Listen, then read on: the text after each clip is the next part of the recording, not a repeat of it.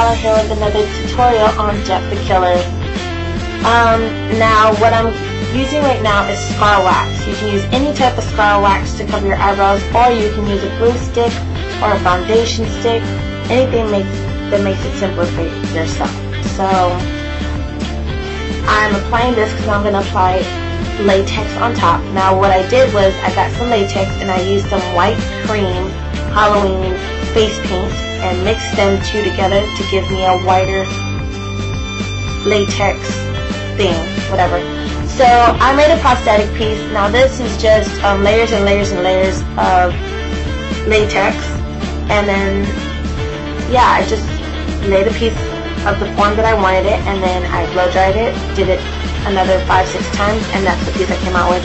If you need more help, then go to my stitch how-to, and it will show you how to do it. So what I am doing now is, because the way his look is when it's cartoon, he doesn't really have a nose and everything's all bubbled out so that the mouth looks more deeply indented. So I put some cotton balls around my nose, and I put some around and under my lip, sorry, and then I put some latex out there. So then when I put the prosthetic piece, it sticks, and then you're going to seal all the bottom of it. So at first you're going to look like a little bunny, but you're not going to end up a bunny, so yeah. So you put the latex, you put in some cotton, you put the prosthetic piece on top, and then you're going to go ahead and put latex around to seal everything in. Now you're going to put this on top of your mouth as well. If you are allergic to latex, you can also do this with gelatin. You need to smooth the gelatin, and you can't get it like pretty smooth and everything like that. Get a spoon and warm it up, and then rub it on top of the gelatin, and it will smooth everything you need. Now this is just Halloween cream makeup. It's really cheap. I got mine at Walmart. You can get yours at Walgreens or H-E-B. And everybody always tells me, oh my gosh, like yours comes out so opaque, which means so really bright white. No, it doesn't. It comes out really, really sheer. I just put on really, really thick layers of it. That's why you keep seeing it. Every time you move it, it's going to show your skin come through.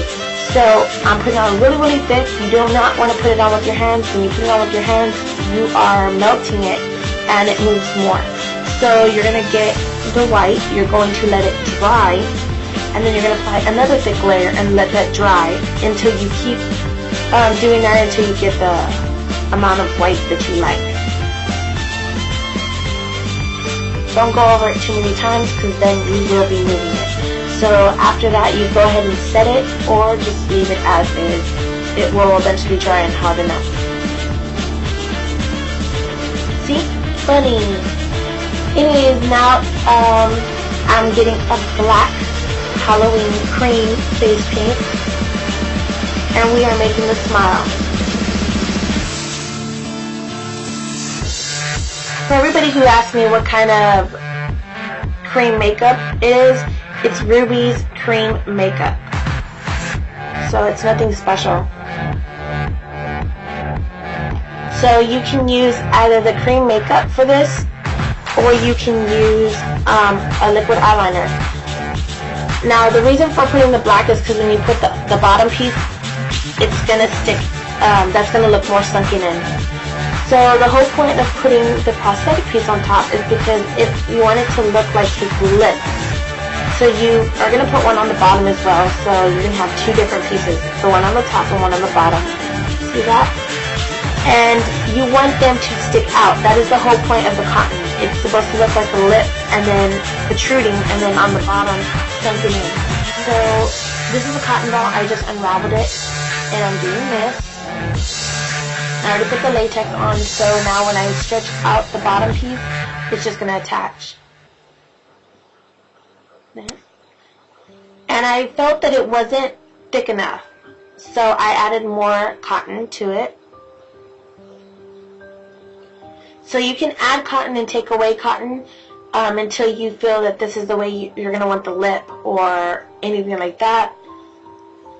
And you don't want too much cotton on the side because you don't want it to look boxy. So I did add too much cotton, but then you see me, I'm going to pull it away. So after you apply your latex, your cotton, your prosthetic piece, then go ahead and go back with the latex and cover all the seams.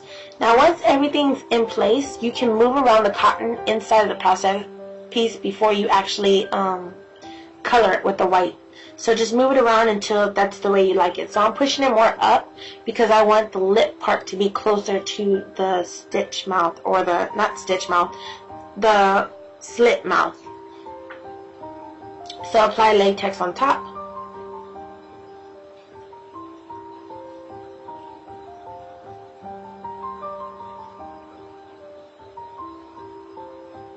And then we are going to blow dry the latex. Not only are you blow drying the latex, but you're blow drying the black and the white.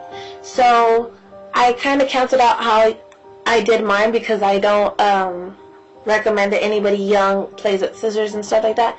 But you can make the little tears with your fingers, or just grab something and poke a little hole in it. Make sure you do not poke yourself. So now we're going to get the white cream makeup again, and you're going to go all the way down your neck, and everywhere else you're going to show, you're going to paint white. So I'm just going to paint my neck and a little bit of the décolleté, and then just cover it with my jacket.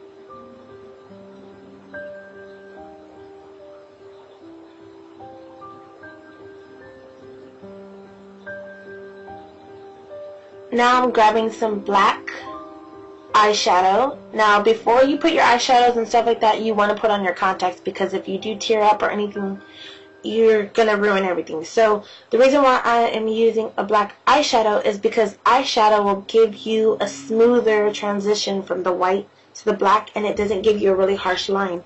If you use the face paint, it will give you a really harsh line. You could blend it with your finger, but it's still not as soft as an eyeshadow. So I'm using the eyeshadow around the eye, and I'm also going to put a little bit like going down the nose, as if there was going to be a nose there, because he still does have a nose, it's just blended together. So I'm just going to add a little bit just like that, and then smooth it out because you don't want it to be really harsh. And then I added another little line to the other side, but it's just not as far down as one side.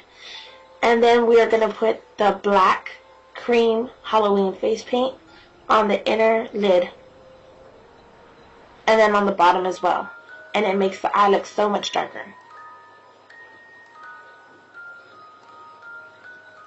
You can put on eyeliner after this if you decide you want some on the inner line, on your waterline, and if you don't, well then you don't have to put it. After I've applied the cream eyeshadow, then I went and got the black eyeshadow and just set it.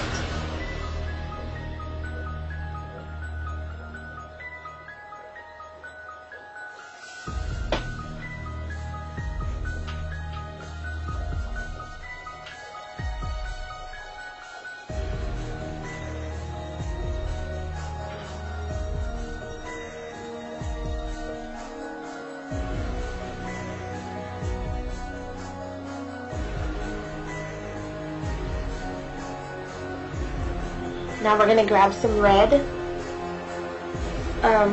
face paint, and you can grab a lipstick if you like, and then you're just going to go over all the black. But this time when you go over the black, you don't want to do it so neatly as you did the black. You want to just like mess it up and make it all smudged everywhere. If you do want your smile a lot bigger, then you can go ahead and make it a little bit wider. Don't cover all the black because you want the black to pop through, so you just kind of want to like poke it on or make little lines on it. And then after that, you're going to apply your wig, and then go ahead and put some blood on. Now with the blood, you want to just add it everywhere. Just add it here and there. You can use your fingers. I'm using a little cotton ball. And then I just grabbed the tube and put a whole bunch of running lines through my smile, going down my chin.